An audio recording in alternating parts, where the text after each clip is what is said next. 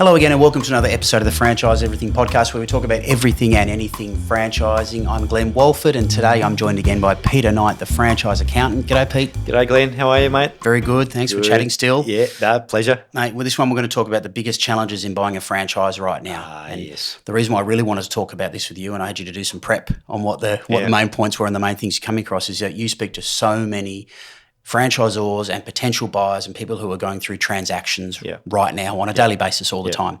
So I really wanted to get a bit of an insight about what the challenges are, what people are confronting and how you're getting around them and how you're spotting them. And I know the first one you came up with was the challenge of funding and finance at the moment, how tight that is. So can you talk us through the lending and what you're seeing out there? Yeah, sure. The financing is a big deal at the moment. Franchising... So I was going to say, is it always been a big thing, or do you think it's getting worse right now? Yeah, tight right now. So what we're seeing out there in the marketplace in the lenders are keen to lend, but the criteria that they're assessing the loan against has tightened up. Interest rates have gone up, and the banks have therefore had to tighten their criteria against which they measure whether a loan will stack up or not. So it's nothing to do with the business. The business is the same, but it's how much the banks can lend against their criteria. So the banks tend to look at a couple of different ways when they're working out how much they can lend somebody to buy a franchise. The first thing they'll always look for is, do they have a home? Is the potential buyer, do they own their own home? For that security. And if so, is there equity in the loan? So they'll look to be able to draw and access some of that loan. But also what we're finding is that they're looking for ways to structure the loan. They don't want to put the whole debt against the house because then we're sort of dependent on the house. They'll look to spread some of that debt across the business as well. We start including the business, we then look within the business and say, are there assets within the business that we can lend against? There might be a vehicle, there might be equipment that can have a separate loan agreement or a finance agreement against the specific asset. So you keep that separate from that main loan then. So it's so you're breaking up. You've seen that quite common? So you've got all these different, and then they're using different lending platforms, so second and third tier type lenders there with higher interest rates. That brings its own issues, doesn't it? Yeah, it does. Yeah. So sometimes, for instance, the bank may lend a certain amount that covers maybe 80%, 90% of the purchase price. There's certain items within the assets. I'm thinking something like, say, in a kitchen, if it's a hospitality business, the bank might not be interested in lending against, say, some stoves or bain-maries or some of that equipment. There are finances out there that will lend specifically against bain-maries or those items, cooktops, barbecues, those sort of things. But the interest rate is higher. So we need to be careful. Yes, you can get the money, but can the business then afford? At what cost? At what cost? Yeah. So we need to factor that in when we start doing the loan calculations. And have you found in experience with working with some potential buyers that initially it might look okay, but once you start factoring in those other sources of finance that it becomes unserviceable? Yeah, or borderline. Typically what we'll see is it gets close. So the risk starts getting a bit higher. Risk starts getting higher, and then many times the franchise buyer has fallen in love and they want to get this thing, and so they'll do a deal. They'll get family money or money from friends, and all of a sudden the money appears. So that brings its own level of risk because what deal have they done in the background? And is that going to come back and bite them? It might all be okay. It's going to affect their family relationships and all sorts of stuff. Yeah, Christmas might be very awkward next year. Christmas lunch is really bad, And so, there's nothing wrong with that. The bank of mum and dad is well established in Australia, so we know that goes on out there. If anything, please get some documentation in place. So if anything happens to mum or dad, or the relationship of the business owner between them and their partner, everyone knows where they stand and what it looks like. Excellent. Yeah. All right. So, and the other thing you sent through that you came to me was number 2 in this, as far as the biggest challenges buying a franchise right now was, and it was an interesting statement. You said awkward information from franchise brands and franchisors. They're supposed to be the holders of all the information, aren't they? So, but awkward information. What do you mean by that? Yeah, awkward. So, for instance, there's a disclosure document that every franchisor has to provide to the prospective franchisee, and it outlines, it's quite specific and details certain information that they have to give. And it's correct information. but sometimes totally useless. So, for instance, they need to. There's an item that in the financial section of the disclosure document, and it says, "What's the range of rent expense your franchisees pay?" So there's a national brand out there, well known to all of us, and they include from the rent. The range of rent goes from main shopping centre in Chadstone down to an outlying post in Launceston. So Huge a variance, massive isn't it? range. So which is the right one? Yeah. So it's correct, but not really useful, and therefore awkward. And when the prospective buyer comes to us and says, "Okay, let's put the numbers together for the rent," well, It's a relevance of data issue, isn't it?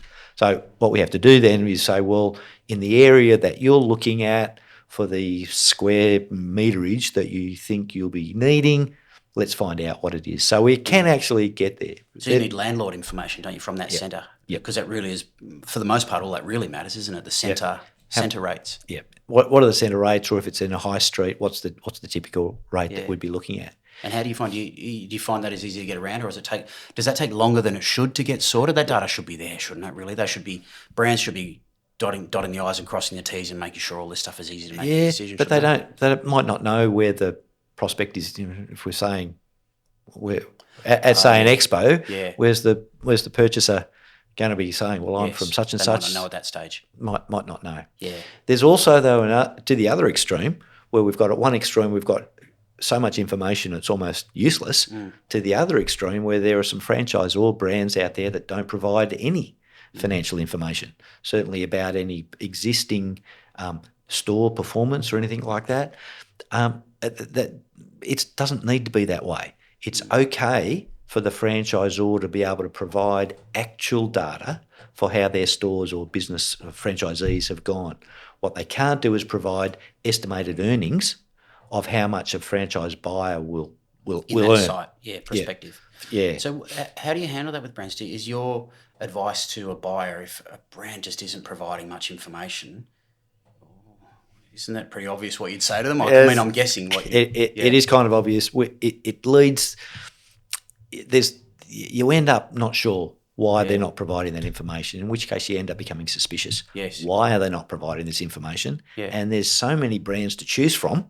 Yep. And there are some out there providing plenty of information, being very open with their books, and it's actual data, so it's not like they're making it up.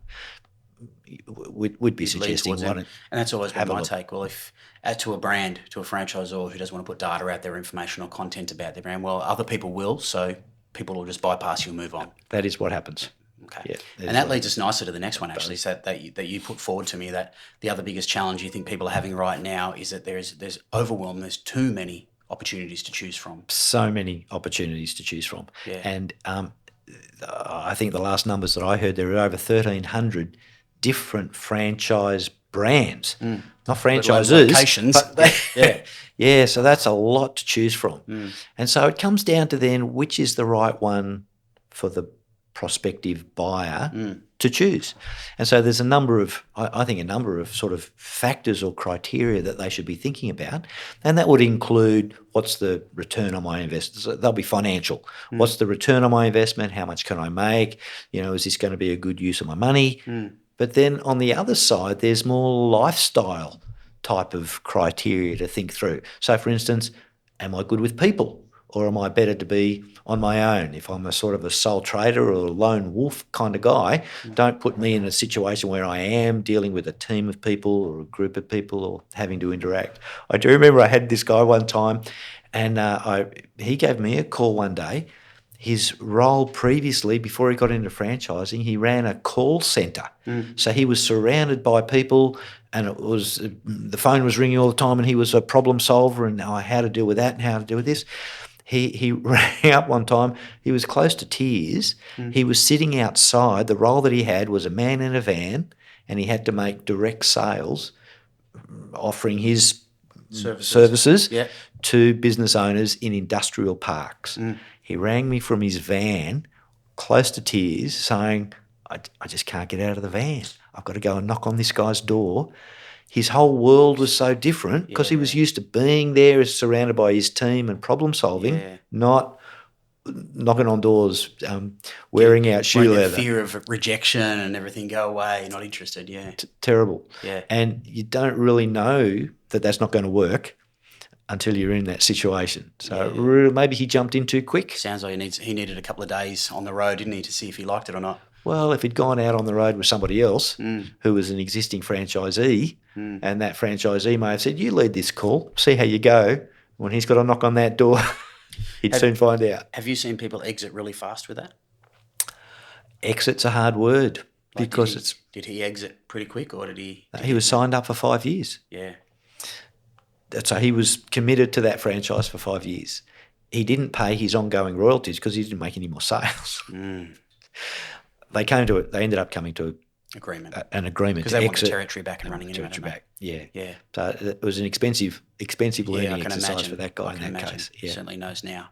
The fourth thing and the biggest challenges we're talking about was, and partly connected to that, is the not having the full picture when it comes to the figures going on.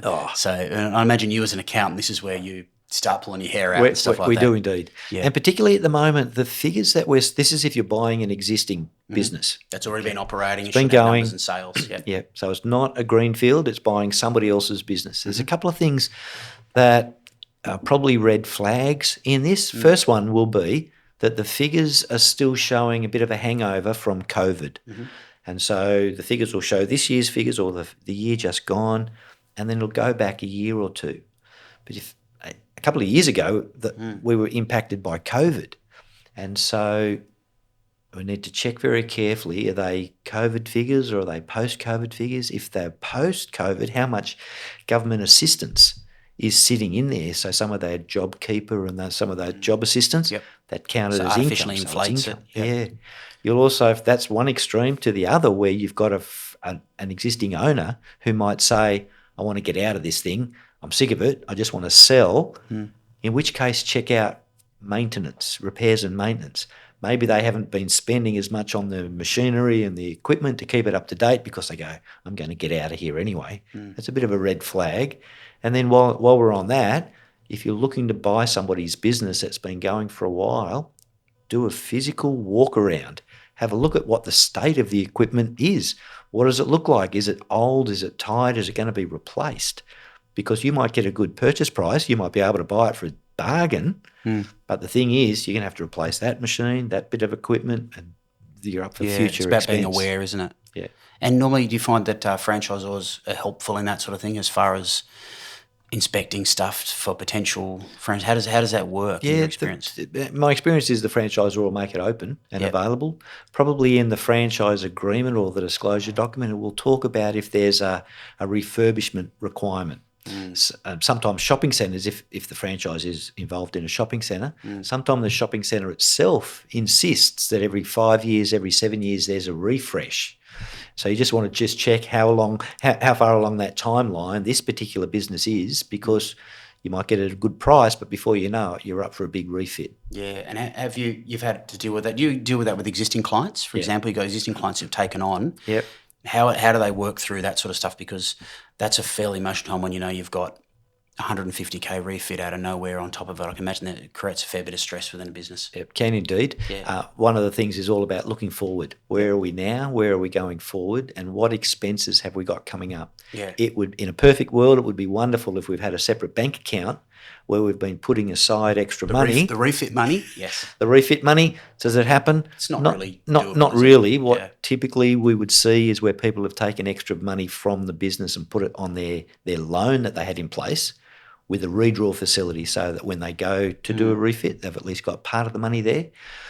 Some of the financiers will lend against a refit to be able to do it if they've got a business history that shows that they can afford to pay the repayments. One thing that's always interested me back in franchising days when I was out in the field was franchise owners trying to sell, but then also talking about, or business owners then talking about, it actually does a bit more than that. So there's black economy stuff like that. I think I know where we're going with this one. I know you don't know anything about that, being an accountant or whatever, but the fact is that there's no doubt there's a lot of business owners who try to then pitch to existing or potential buyers that, the store actually does more than this. What's your advice to buyers when they come to you about that sort of stuff? Because it's a constant frustration. It's constant frustration. We hear many times, I have to say lesser now because there's less cash going on out there. Most things are tap and go, and which is you've very got much more challenging to do. The card, But we'll see or hear about situations where the broker will say, these are the figures on the books, but there's extra, and they won't say numbers. They won't write numbers down. I may have seen times when I've seen numbers written down, but our view has to be, if it's not in the books, it doesn't exist. If it hasn't hit the bank account, it doesn't exist. So that's important for the due diligence for the buyer. You'd be saying, well, the information we want to see, because we need to vet, the income is a really important part of a buying decision. What's the sales figure that we're being told that the business has done in the past? Let's verify that against the tax return, the financial statements, but let's get the BAS as well. The BAS for the business that they've lodged, the business activity statement, that gets lodged with the tax office. Yes. So that's what's been lodged. So the business owner says to the tax man, this is how much I've earned. But then cross-check that with the POS report from the franchisor or the sales report, whatever information the franchisor gets, and make sure everything's cross-checking. If the ATO does an audit, they're going to cross-check. So it's just part of good due diligence to make sure we're all talking about the same numbers. Excellent. All right. That gives you a clearer picture then. Yeah. Excellent. Great, Pete. Thanks for going through the biggest challenges you're seeing right now. No doubt you see a lot and come across a few things. Seen plenty of times. Excellent, mate. Thanks for that. And that's it again for Franchise Everything Podcast. If you like this episode and things like it, please like, share, subscribe, do all that sort of stuff. And I'll catch you in the next episode soon.